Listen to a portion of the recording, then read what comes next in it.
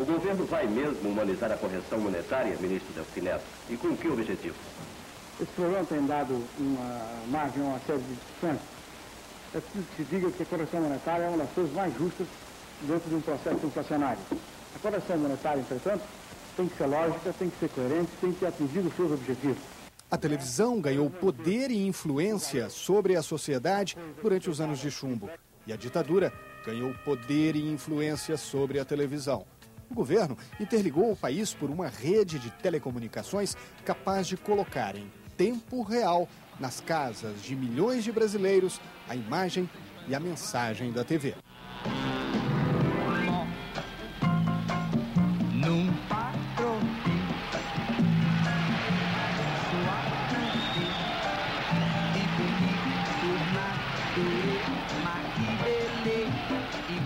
Há um cientista político italiano, o Giovanni Sartori, que diz que nós estamos criando com a televisão uma raça de seres humanos, com um visível retardamento mental, diríamos assim, né? Porque é essa geração que está vivendo essa questão do ver, certo? E o ver não é compreender. 98%, segundo o IBGE, dos domicílios brasileiros têm um aparelho de televisão em casa. Se nós formos pensar, praticamente toda a população brasileira tem acesso ao que a televisão informa. A TV Globo fez há pouco tempo uma pesquisa grande sobre o Jornal Nacional, uma pesquisa qualitativa interessantíssima no final de 2003. Muito interessante a pesquisa. E fica claro lá, as pessoas dizem isso. O jornal, eu não compro jornal, de modo geral, a esmagadora maioria, porque ele é caro. E uma outra coisa interessantíssima, porque só tem notícia velha. O que forma a reflexão política e a reflexão filosófica do ser, do homem em geral, é a leitura, é a mídia impressa. Forma mais. A mídia eletrônica, a televisão, ela apresenta as notícias e a forma de apresentar já produz o estado de espírito, de aceitação ou não, já forma opinião, mas ela não forma reflexão. Que é a informação mais brutal do que o atentado do 11 de setembro, a imagem dos Boeings entrando por dentro das torres gêmeas lá? É imagem, mas aqui tem informação e nada informa melhor sobre o inusitado, sobre é espetacular, mas a informação, o fato é espetacular, tinha que ser dado de uma forma desse tipo. Há uma mídia, e essa mídia, infelizmente, ela cresceu nos últimos anos, que é a mídia do espetáculo. A mídia que está voltada muito mais para o espetáculo e não para a notícia. Isso vale principalmente para os meios eletrônicos, mas infelizmente já chegou também à grande imprensa. O problema é como você lida com a informação sempre. Acho que você pode lidar de uma forma séria ou de uma forma sensacionalista. Nós, da antiga geração, temos que ter muito cuidado quando analisamos as novas. É um outro mundo, então não é uma questão de se ele é culturalmente mais pobre, ele é diferente. Ele é diferente, né? Eu acho que isso tudo tem muito a ver com a mídia, porque tudo passa hoje pela mídia. No Congresso, por exemplo, o debate que se trava entre os partidos políticos é todo pautado pela imprensa. Raramente surge no Congresso uma questão que não foi levantada pela imprensa, que foi trazida por um parlamentar, existe, mas não é o comum. O comum é que a imprensa paute e influencia fortemente e faz o governo recuar e molda o Estado segundo, né, os pontos de vista dominantes na imprensa. Os meios de comunicação de massa são hoje o espaço da política. Eles não são os meios que transmitem a política que é feita em outro espaço. Eles são o próprio espaço. O parlamentar teme vir a ser boicotado pelos meios de comunicação e isso pode causar um estrago à sua carreira política. Esse é um problema sério que eu vejo como um entrave a um controle e a uma discussão mais séria do parlamento sobre a televisão. Quando se pensa em televisão no Brasil, se pensa numa televisão com andamento comercial, com intervalos típicos dos intervalos publicitários e com tipo de linguagem que apela para os sentidos mais do que qualquer outra coisa. E isso distorce a televisão. É como se nós tivéssemos apenas no Brasil uma das partes que a televisão é capaz de oferecer para a sociedade e não tivéssemos a outra parte. Dessa outra parte, mesmo sem conhecê-la, o Brasil sente falta. E essa outra parte é a televisão pública. Isso é uma evolução fantástica de pensamento, porque o que é público não é necessariamente governamental e não é necessariamente de mercado. O que falta, na verdade, é uma discussão sobre a televisão no Brasil. Eu queria ver a televisão discutindo a televisão. Tem que haver um olhar dos poderes públicos para preservar minimamente o papel democrático desses meios.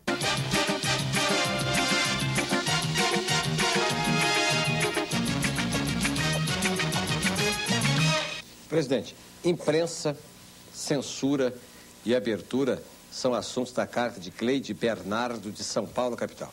Ela diz que participa de movimentos ligados a cinema, teatro e jornais. E faz a seguinte pergunta ao senhor.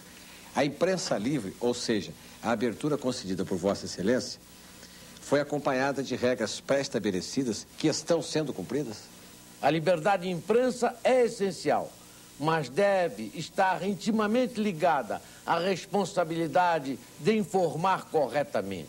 Sei que existe a imprensa que respeita o governo e compreende o meu trabalho, mas sei que existe também a imprensa que me considera um inimigo, que combate o nosso regime e que deseja um Brasil diferente do que eu desejo. Eu quero um Brasil unido, democrático, desenvolvido. Essa é a mensagem que eu desejo que a imprensa faça chegar a todos os brasileiros. A redemocratização expôs as fragilidades da TV, ajudou jornais e revistas a ganharem mais leitores e despertou na sociedade uma desconfiança sobre os reais interesses e as relações da mídia com o poder. A mídia sempre serviu ao poder no país, com raríssimas exceções. Em qualquer país do mundo, em qualquer situação, a imprensa hoje ela é um poder. Começa por aí, ela é um poder. Sempre se diz, não, a relação da imprensa com o poder. Existem várias relações, porque existem várias relações do poder com a sociedade, no final das contas é isso. Se você vai, por exemplo, num estado onde o Estado é o grande empregador, o Estado é o grande anunciante, o Estado é o grande indutor de negócios, e a sociedade civil tem um peso muito pequeno, a relação do Estado com a imprensa é uma relação de cima para baixo, ela tende a ser. No interior é muito típica a situação pela qual a oligarquia local, quer dizer, aquelas 2 ou 3 famílias que mandam, elas são também donas dos meios de comunicação e é por causa dos meios de comunicação que elas mandam. Elas se elegem porque controlam os meios e controlam os meios porque se elegem. É uma vergonha. Isso não tem nada, absolutamente nada a ver com democracia. A área de televisão no Brasil é uma concessão do Estado. O que se imagina é que as ondas eletromagnéticas, né, sejam de propriedade do Estado por uma deferência dos cidadãos. Os cidadãos permitem ao Estado, ou transferem ao Estado, o poder de legislar sobre as ondas eletromagnéticas, né? E aí o Estado faz a concessão dessas ondas para determinados grupos, A, B, C. Né? O que a Abril decidiu há muitos anos atrás é que ela iria expandir as fronteiras do jornalismo sem depender desse tipo de concessão. A comunicação ela é um serviço, ela é um direito e é um serviço público. É por isso que o rádio e a televisão deveriam ter algum tipo de controle público, de controle social mais eficiente. O controle social, uma vez num debate na Câmara, do meu lado estava o deputado Fernando Gabeira, e eu falei em controle social. E ele disse, olha, o melhor controle social que existe é o controle remoto.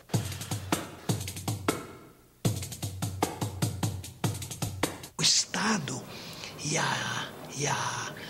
os órgãos de comunicação social nunca devem ser vistos como adversários, nem como amiguinhos.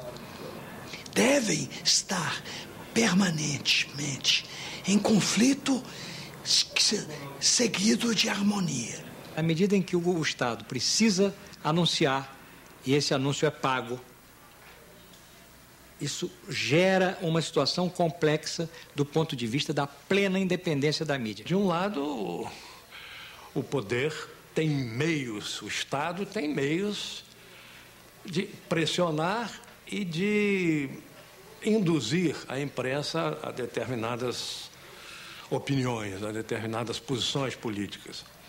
De outro lado, a imprensa pauta, né, as prioridades políticas. O leitor é desconfiadíssimo, né? O leitor ele sempre acha que por trás de cada manchete há algum interesse, ou se escolheram aquela e não aquela outra porque estão querendo isso, estão querendo aquilo. Isso é uma visão, entendeu, que não é de hoje, ela vem vindo e só vai acabar no momento em que o leitor perceber que, entendeu, essa desconfiança dele não procede, não tem sentido, não se confirma na prática. Essas relações são sombrias e são complexas no mundo todo. Não é um problema brasileiro. No mundo todo, a mídia, ora, funciona como pressionadora do Estado. Agora, o curioso é que dentro disso, forçado pela independência dos jornalistas, dos profissionais, existe um espaço no qual ela atua com liberdade e com independência. Quando se fala no relacionamento do Estado com a mídia, o que mais preocupa observadores no mundo todo é o relacionamento do governo, que é uma parte do Estado, com a mídia. E os governos são carregados de interesses partidários e de conveniências político-partidárias. Todo governo tem uma dificuldade em aceitar crítica. Todo governo tem uma dificuldade em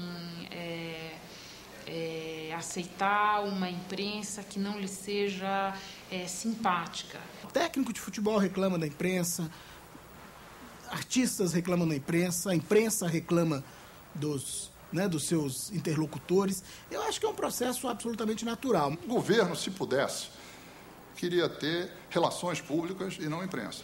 Ele gostaria de ter boa notícia o dia todo nos jornais. O Estado é muito perigoso, porque o Estado tende, em determinados momentos da história, de ser tirano, ser parcial, ser patrimonializado. Todo governo tem essa tendência, entra achando que vai mandar na imprensa, entra achando que vai manipular a imprensa, manipula a imprensa até certo ponto, mas muitas vezes somos ingênuos. É uma relação complexa, um governo forte na opinião pública, com mais facilidade, entende? Ele consegue manipular a imprensa. O relacionamento do político brasileiro com a mídia é um relacionamento, acho que todos os países é assim, de instrumentalização da mídia.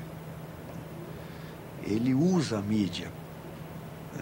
Ele não vê a mídia como um espaço importante de políticas públicas, de interesse. Ele vê a mídia como um instrumento que o vai eleger ou o vai derrotar. A globalização trouxe ao mundo da mídia um novo ingrediente. A fragilidade financeira das grandes empresas do setor passou a ameaçar a qualidade e a isenção do material jornalístico. Tem uma frase que é uma frase que eu acho que resume bem isso, que é quando o Manual da Folha diz: da saúde financeira da empresa Folha da Manhã depende a independência do jornalismo que é feito pela Folha. Isso vale para a Folha e vale para qualquer outro veículo de comunicação. A mídia não se endividou em dólar, numa época em que havia paridade ou quase paridade. De repente, o real pulou para o seu patamar mais verdadeiro, que era de 3-1, etc., né? E enquanto isso o Banco Central estava segurando. Na hora que eles se endividaram e o real pulou para o seu patamar real, eles ficaram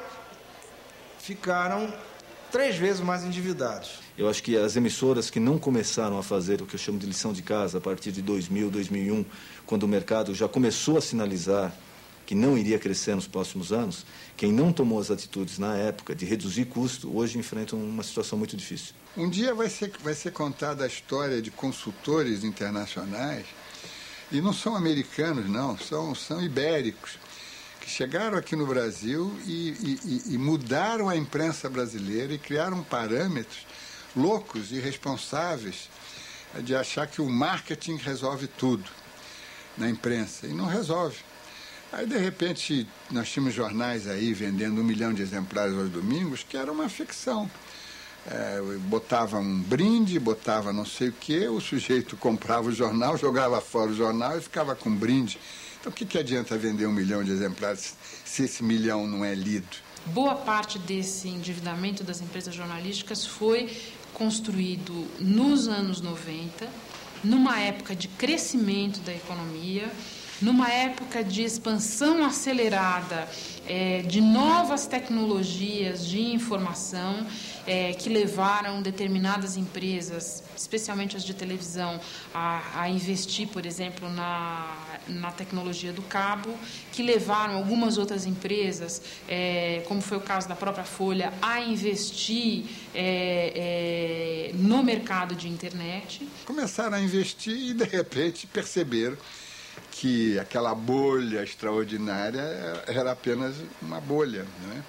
E aí estão eles todos com pires na mão. Essa crise financeira não é um privilégio da mídia brasileira, né? Desde 2000, 2001, quando houve aquele famoso estouro da chamada bolha na Bolsa de Nova York, que envolveu as empresas .com, né, que havia uma supervalorização das ações das empresas que apareceram no bojo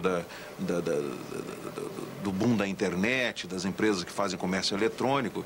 Desde aquela época, há uma certa reacomodação na área de comunicações, entendida aqui essa área como uma área que inclui não só as empresas de mídia no sentido tradicional, mas também a área de telecomunicações e a área de informática. A dificuldade financeira, ela sempre vai ser uma situação de risco para o jornalismo, porque o jornalismo é uma atividade que precisa de recursos para ser feito.